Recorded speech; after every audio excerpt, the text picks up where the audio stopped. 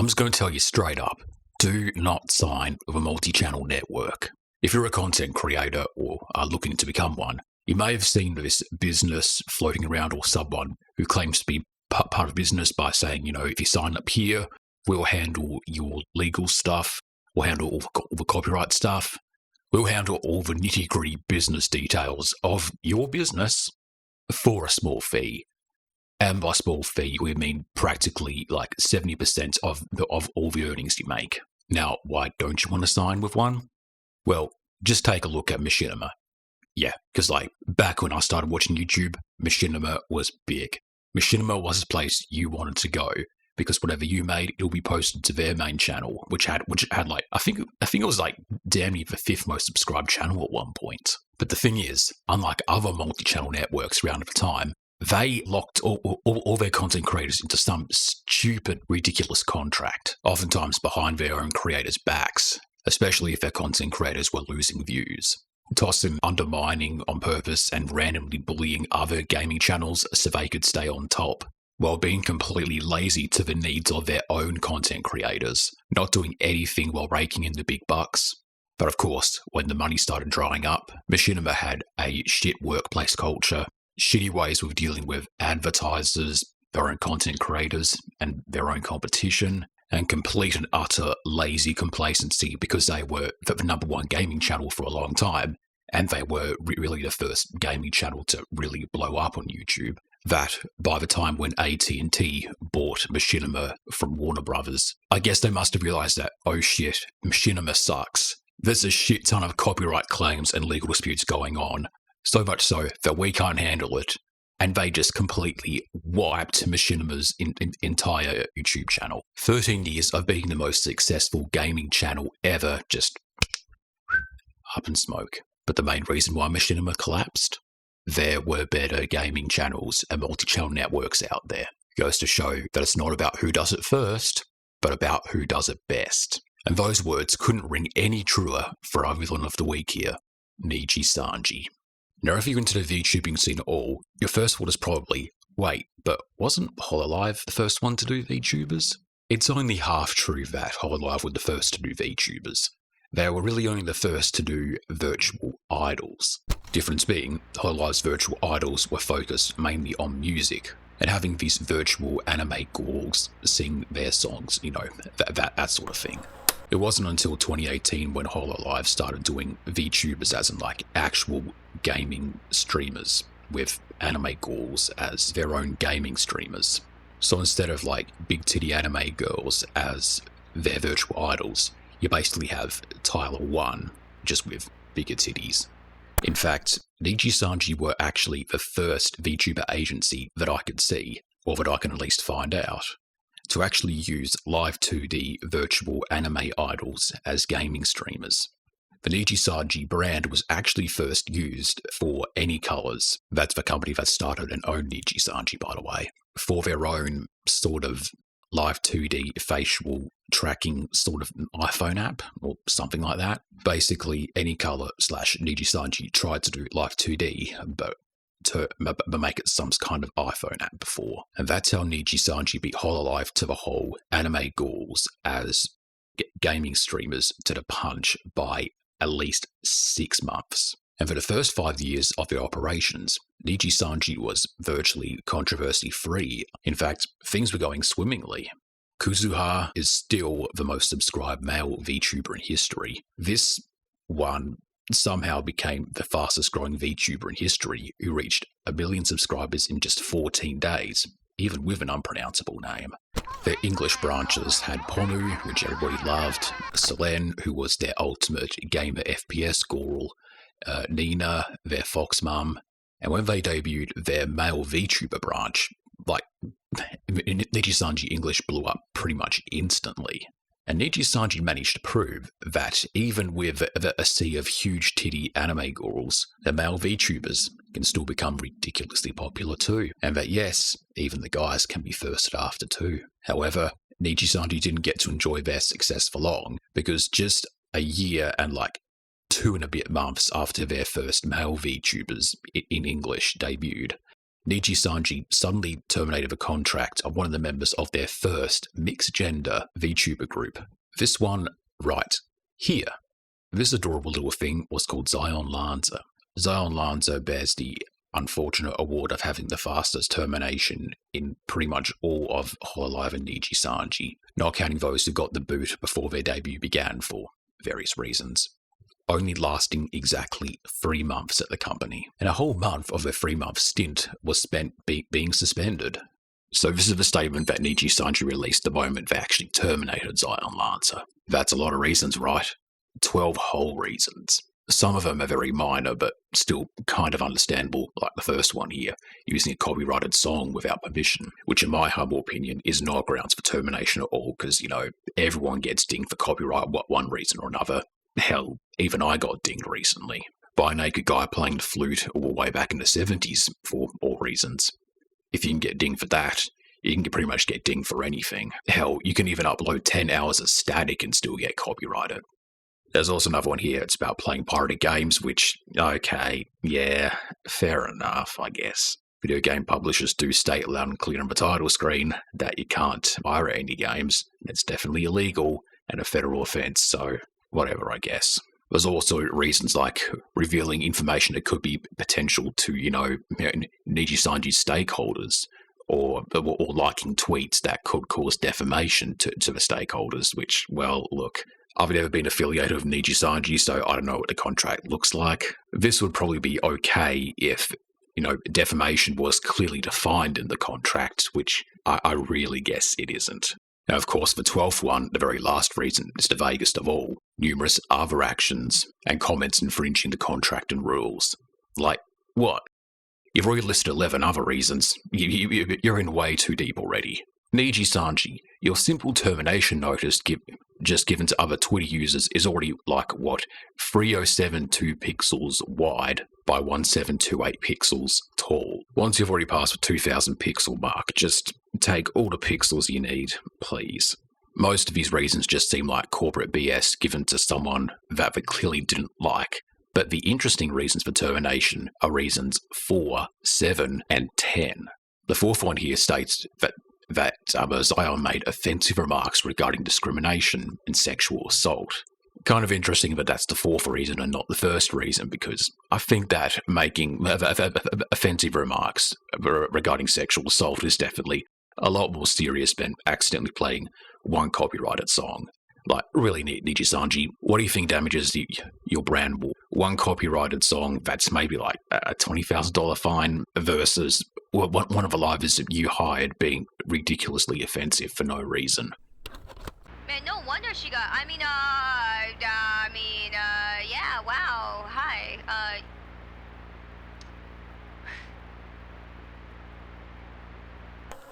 Someone's insensitive and edgy enough to state a character's attractiveness by saying it's like no wonder she got raped or whatever, then okay, yeah, I guess that can happen. But the 10th one is the strangest of all. Falsely claiming to be sponsored by a brand during a stream, which is, yeah, okay. That could cause a lot of issues with, copyright and lawyers and stuff. That can be a legal headache, which, fair enough. And well, for a while, everyone was actually on Nijisanji's side. Hell, even including me. From all the clips I saw, Zaion was definitely quite argumentative, but definitely a bit pissy. And even other Nijisanji members came out with stories about Zaion being a bit of a bitch to them.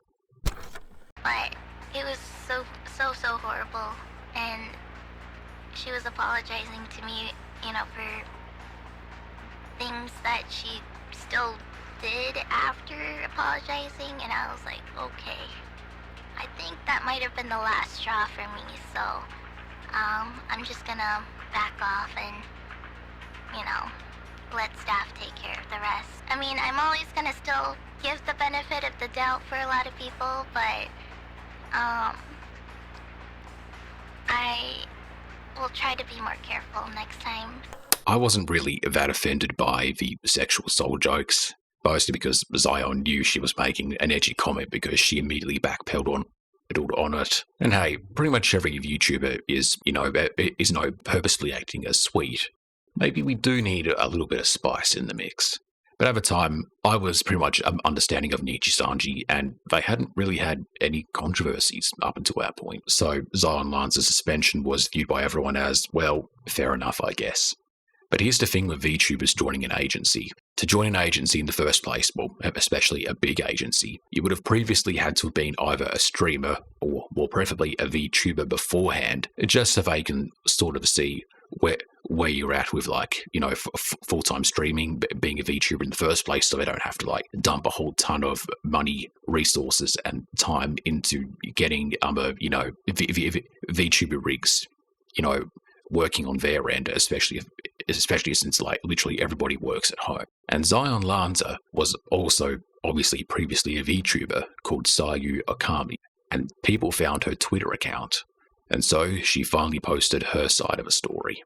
And of course, regardless of what you think of, Zaion LanZa / Sayu Okami, there's always two sides to every story, and this is her side. But Twitlonger goes into a Google Doc, and man, is it a big one. And, she's an edgy VTuber, who would take her seriously, right? Isn't that like, I remember someone made like the joke of like Zaion, Queen of the Jews. I'm like, wait, I'm not, wait, like, I don't think we can do that. Not that kind of Zaion. Holy.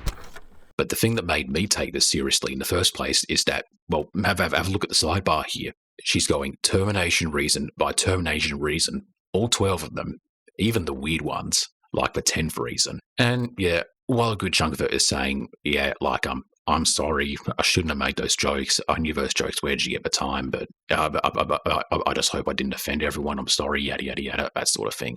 She did mention something interesting about Nijisanji with how they handle, terminations and suspensions. This is the way that, at least how Zaion / Sayu says that, this is how Nijisanji handles suspensions. Part of a contract that VTubers joining Nijisanji sign is that there's a silencing clause, where if you're suspended, you are actually locked out of all of your Nijisanji accounts. Like, you can't message your fans or whatever. You can't even message other Nijisanji members. You are completely locked out. And for how long you're locked out for, a timeline is never given. Which, for a company that's, based on making lifelong friends forever and, stuff like that, not even being able to contact the other livers, that's basically saying that in your perfect Nijisanji friendship world, friendship is purely contractual. Friendship is purely for business, not based on any genuine human connections whatsoever. The rest of the 22-page document is about Zaion airing out her grievances with incompetent management. Most of it's provided without any proof because, according to Zaion, they all took part in, like, calls or Zoom meetings, which were obviously not recorded. But remember the 10th reason that Nijisanji gave for her suspension? The weird one, where Nijisanji claimed that she was falsely claiming to be sponsored by some kind of organization. The sponsor that she was purportedly falsely claiming to be sponsored by wasn't like Helix Mattresses or Raid Shadow Legends. It was D's Nuts. Like, no shit. D's Nuts is like the oldest joke out there. Of course being sponsored by D's Nuts is a joke. I'm sponsored by D's Nuts. Suck on 'em. But apparently that's enough for a suspension because, oh no, someone might be thinking that she really is sponsored by D's Nuts. And that falls under Copyright Clause Part 24778093211-C in the Nijisanji playbook or whatever. Oh yeah, and there was also supposedly this instance that was literally in her first week at Nijisanji where she asked her manager if it was okay to play Genshin Impact under her old account.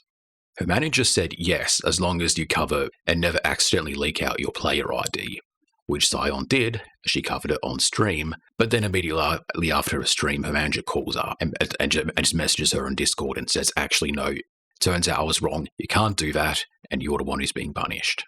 Why Nijisanji would blame the liver over their clearly incompetent manager, I don't know why. You think the livers would be a little bit more important than the managers because, the livers are the faces of your brand. They're the ones actually bringing you money.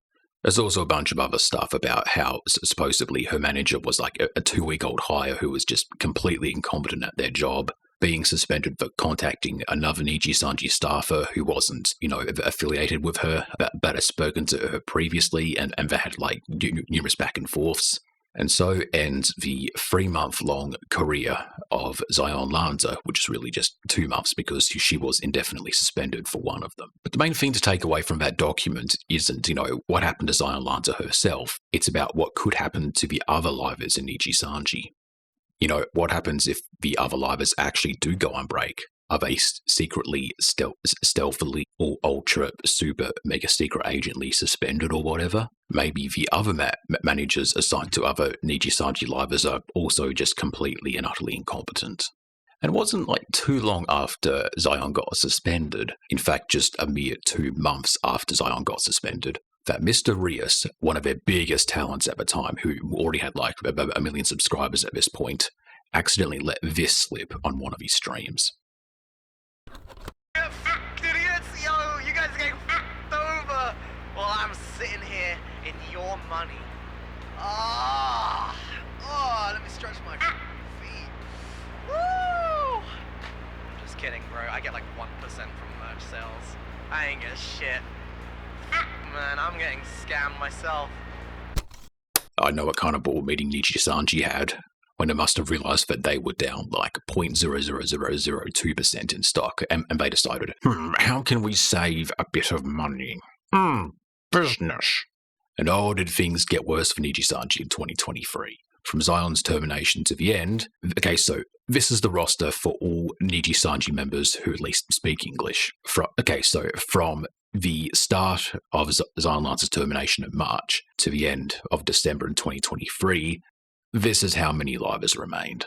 And it's going to get worse, because from the start of January to where we are now in like just barely mid-February, this is what the Nijisanji English roster looks like. That's a lot of talents that left. But for now, I'm just going to focus on 3 particular talents. The first one is this fine-looking foxy milfy lady right here.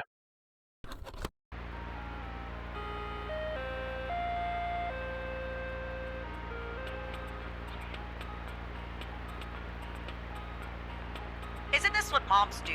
Moms break into your house, steal your stuff, and dance with your pets. Nina Kosaka was the MILF of Nijisanji. In a whole Nijisanji world of cute young anime girls, Nina stood out. And yes, I did subscribe to her.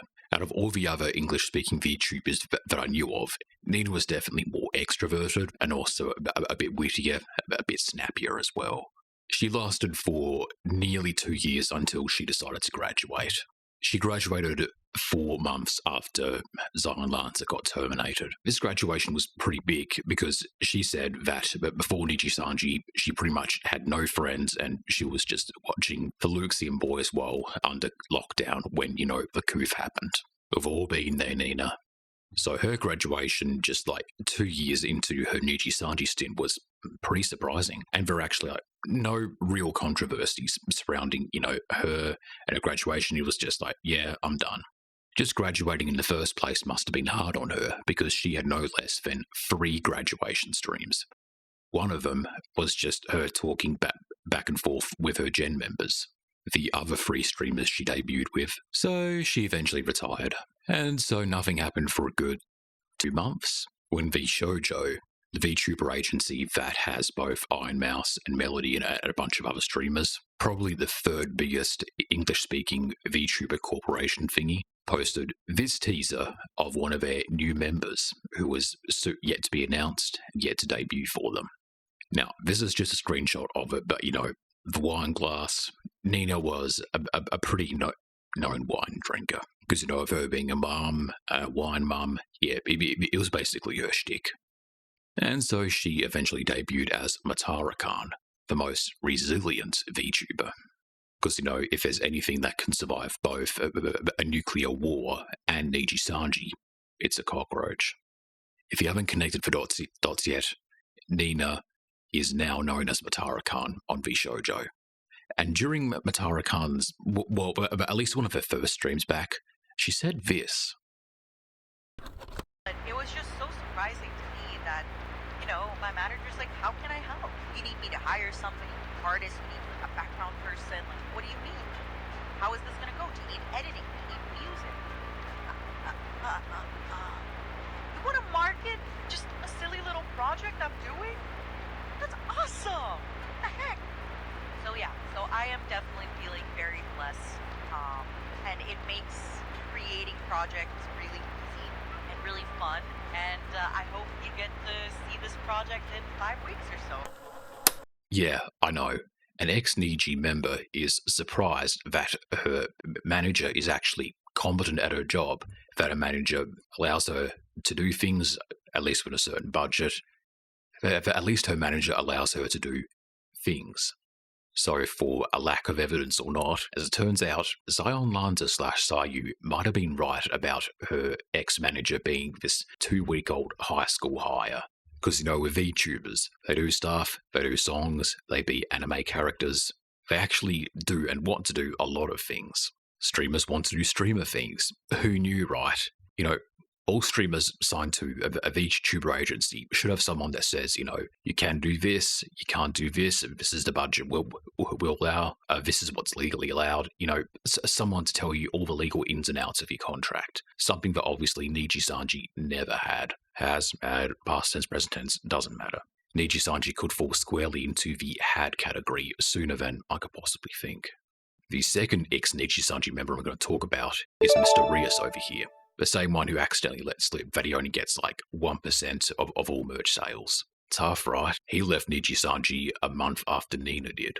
Again, there were no dramas surrounding him. His graduation was, completely unannounced and he left on decent terms, I guess. Now, he actually said another thing. He said that he was so broke, so in debt, that even though he wanted to quit VTubing for good, he had to get back into it. I wasn't initially planning on joining vshojo, I was planning to start on my own thing for a long while, but things kind of fell into place.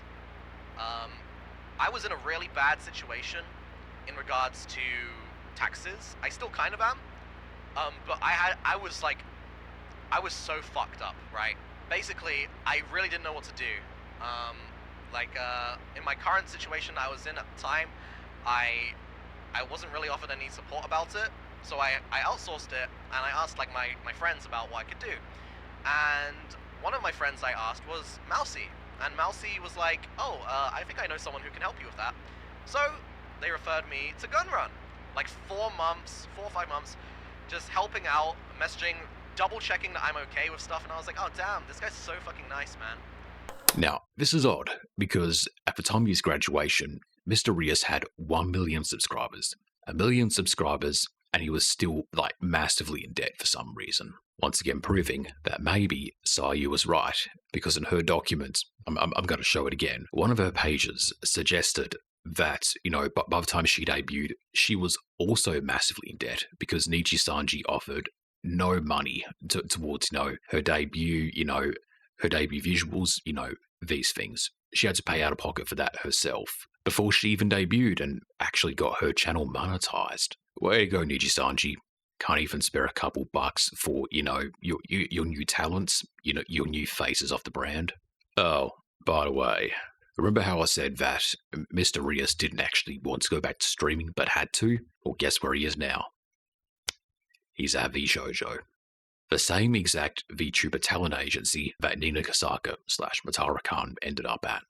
Now, this is where I get to the third one, the big one, the one I actually featured previously on my channel, Selen Tatsuki. Wings up. It's fucking nocturnal, peek me, bitch. You're mad? You're really mad? Wait. Oh, wait, W. Whoa. Chill on the faggot. No! The VTuber! Now imagine. Great fucking game again. Holy shit! Great game, guys. That's not gonna fucking Farming! I shit on those kids in the field really bad with the R9. I was farming the team behind us. Yeah, oh my god. Great call by the... You know how I said that Nijisanji originally set itself apart from Hololive by leaning into the whole gamers as VTuber avatars? Well, Selen Tatsuki was probably the best gamer out of all the Nijisanji VTuber members. by far. Sure, Hololive may have a rather lazy lion as their FPS mega gamer ghoul, but Selen was like an actual professional Apex player. She even cracked the top 500 at one point. That was her main bread and butter, mainly Apex. Although sometimes she did stuff like this because, you know, VTubers gotta do what VTubers gotta do. You can walk around it! Why are you stuck in two-dimensional? You're 3D, Chase! You could have walked around this spot! Selen was so good at Apex at one point that she was regularly getting invited to any kind of Twitch tournament regarding Apex, VTuber or not. Sometimes she was the only VTuber there. Unfortunately, I am going to have to cut the video around here because it's getting way too long. My internet cannot handle the upload. But yeah, I think you've probably heard about what happened on the 5th of February of this year. One thing I'm going to mention, however, is that Selen's termination was a long time coming, unfortunately. Why? Again, Nijisanji not knowing how online content creation works, and not understanding that you can't micromanage and hyper-control every single little aspect of your livers' lives just to, like, maybe save a few bucks on copyright or whatever bullshit you're trying to save on. So unfortunately, before I cut the video, I am going to mention the events leading to February 5th and the events leading up to all this nonsense.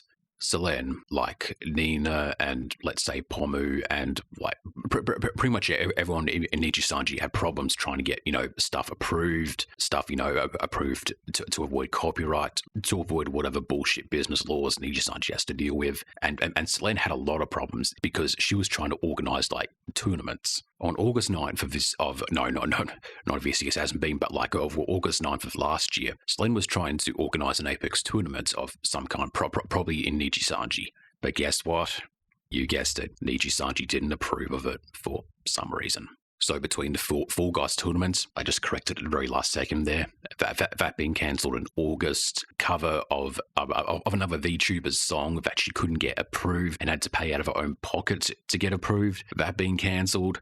I'm guessing, like, the bottom line is Nijisanji was sitting on a golden goose here, an actual bona fide gamer ghoul, respected by even the hard-nosed, the traditional, and even the crustiest of like actual esports fans. Somewhat, VTuber was actually respected by them. But Nijisanji, they're just too stuck in their Nijisanji business ways. They want to save every single penny as much as possible. So much so that even when anything could be considered a loss, even if it's going to build like massive views and PR, they're just not going to do it because business. All the other Nijisanji livers actually making lifelong friends to one another, not going to happen because business, and business is expensive. A chime from an old grandfather clock that was made by a company that's still around today, kind of that playing in the background, because copyright. The crusty Nijisanji way. And look, boring business transactions just do not work in any kind of creative agency. Nijisanji still haven't learned that yet, and they obviously never will. Back then, I used to talk like this. But now, I lost my youthful optimism. And now I know the real world, so now I talk like this. But yes, I am back now. I am back. It is I, Doki. I've grown up. I realize life is not as sunny as I thought it was gonna be. My mom scolded me about this because, you know, during all of this, she looked at my financials and I made zero profit last year.